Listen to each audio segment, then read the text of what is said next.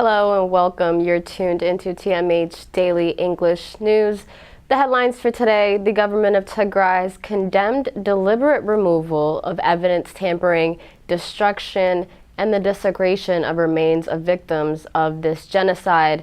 Tufts University scholar says the international community has collectively and individually failed to stop the genocidal war in Tigray, and Eritrean refugees relocated from Tigray to the Amhara region are being killed and tortured by the Fano armed group. As we move on to the main stories, the government of Tigray has condemned the deliberate removal and evidence tampering and destruction of the remains of victims of genocide, and the government of Tigray has released a statement through its External Affairs Office regarding the Amhara expansionist forces' desecration of victims of the Tigrayan genocide, which by the Ethiopian media outlets has been broadcasted and led by the Amhara state authorities and their local and national allies as well. As documented by mandated institutions and media outlets, the invading forces committed unspeakable atrocities during the 8-month they occupied all of Tigray, and at the end of June 2021, these forces were chased out of most parts of Tigray, but the entire western Tigray and parts of the northwestern and eastern parts of Tigray currently remain under brutal occupation. The Amhara expansionist forces have done everything in their power to rid western Tigray of any signs of Tigrayans have ever been there to begin with. The statement stressed, consequently, the Tigrayans in western Tigray have borne the brunt of these genocidal triumvirates' plan to annihilate the people of Tigray. To that end, this rapacious Amhara expansionist forces, with the direct participation of the occupying Eritrean army and with the full participation of the genocidal Abiy Ahmed regime, has unleashed unimaginable horrors on the Tigrayans in the occupied parts of Tigray. The statement recalled that over a year ago, the U.S. State Department had publicly declared that ethnic cleansing was being committed in western Tigray, though such a declaration was neither followed by declaration on the determination of Tigrayan genocide, nor the robust remedial and punitive measures as well. It noted that the international community's deafening silence in the face of such barbarity has emboldened the Abiy Ahmed regime, the Eritrean dictatorship, and the expansionist Amhara ruling class to ramp up their repression of all Tigrayans. Emboldened by the inaction of the international community and adding insult to injury, the expansionist forces are now exhuming the bodies of Tigrayans whose forces were massacred and put in mass graves. And again, according to the statement, the sole purpose of destroying evidence, presenting themselves as the victims, and further unconstitutional claims included. By muddying the waters as to its genocidal record in Tigray, this clique seeks to evade accountability in the process as well.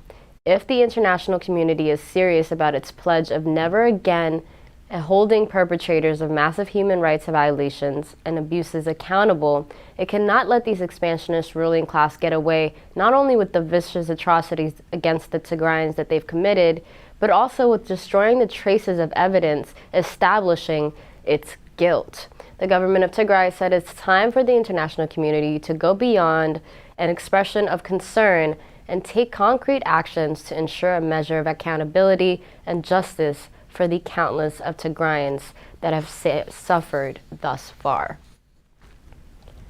Tufts University scholar says that the international community has collectively and individually failed to stop this genocidal war that's taking place in Tigray. Mulgeta Gabrahiwet made the remark in a video presentation to an event organized by Firoz Lalji Institute for Africa under the title Finding a Pathway to Peace and Dialogue in Ethiopia. Mulgeta Gabrahiwet said the survival of the people of Tigray will only come out of their struggle and the resistance, and will absolutely owe nothing to the international community. 2. Until all of them, including the UN Security Council and the EU Peace and Security Council, begin to reckon with their moral failures over Tigray, they will have little leverage over what the Tigrayan people decide to do. There is a chance for these international organizations to begin reckoning with themselves by forcing the government to immediately open access for humanitarian operations and the resumption of essential services. These are not issues for negotiation as they are simply crimes against humanity. The international community can also do enough to the removal of Eritrean forces from Tigray and the return of the borders of Tigray as they existed prior to the outbreak of the war. Within his presentation, Mulgeta said Tigray will want to negotiate for a comprehensive ceasefire and a final political settlement. He added that Tigray's expertise has now shown that it should have a referendum under which its final status as an independent state or as a member of the Ethiopian Federation is currently to be determined. He also indicated that meanwhile Tigray will look into a transitional government arrangement whereby it is allowed to retain its security forces up until the political fate of Tigray is determined by a referendum. He stressed the need for the investigation and all forms of crimes by independent bodies during the transition so that justice is served to the victims and the perpetrators are tried in an internationally accepted standard. He said that this will allow Tigray to access international assistance directly, which they haven't been able to yet. A humanitarian consulting firm revealed that Ethiopia was the world's deadliest country for aid workers in the year of 2021, according to the Aid Worker Security Database, in which for the firm tracks these deaths. A total of 19 aid workers from the country have died in the year of 2021. 3 additional Ethiopian aid workers with Doctors Without Borders were attacked and killed by Ethiopian soldiers back in January of 2022. A researcher who recently published a book on the politics and inequities of global humanitarian work wrote on the conversation that local aid workers are increasing the strategic targets of attacks for military forces. He added, despite the dangers inherent in their jobs, they earn less money, have less job security, and have far fewer benefits such as life insurance compared with their international or expatriate colleagues. Almost 95% of the attacks on aid workers from 2010 to 2019 were all local or national staff.